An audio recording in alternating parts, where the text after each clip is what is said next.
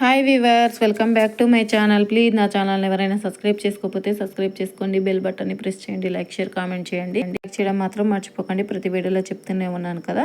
ఈరోజు అయితే నేను ఫ్రూట్ సలాడ్ చేయబోతున్నానండి. పిల్లలకి పెద్దలకి ఎంతో ఇష్టమైన ఇది హెల్తీ ఫుడ్ అండి. ఇంకా ప్రాసెస్లోకి అయితే వెళ్ళిపోదాం. ముందుగా స్టవ్ వెలిగించి ఒక బౌల్ పెట్టుకొని అందులో 1 లీటర్ పాలు అయితే వేసుకుంటున్నానండి. నేను ఫుల్ ఫ్యాట్ మిల్క్ అయితే తీసుకున్నానండి.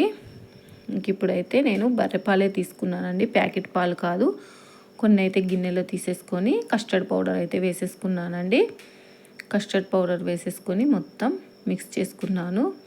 ఇందులోనే కొంచెం షుగర్ కూడా యాడ్ చేశానండి, ఎందుకంటే షుగర్ క్వాంటిటీ తక్కువ ఉంటుంది కదా ఇందులో. మళ్ళీ పాలల్లో వేస్తానండి.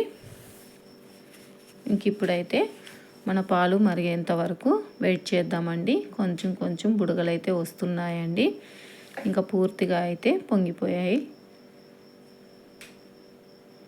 ఇంకా పూర్తిగా అయితే పొంగుతున్నాయండి మన పాలైతే.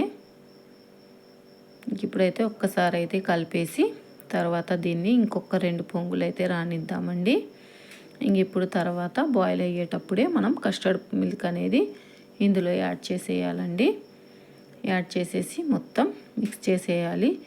ఇది పాలు అనేవి సగం వరకు దగ్గర పడేంత వరకు, కొంచెం దగ్గర పడేంత వరకు ఉంచేసుకుని ఇది దగ్గర పడేంత వరకు మనం ఫ్రూట్స్ కట్ చేసుకుందామండి. యాపిల్, బనానా, దానిమ్మ తీసుకున్నానండి. ఇంక ఇప్పుడైతే మన పాలు అనేవి కొంచెం చిక్కబడింది చూడండి, ముందు కంటే ఇప్పుడు.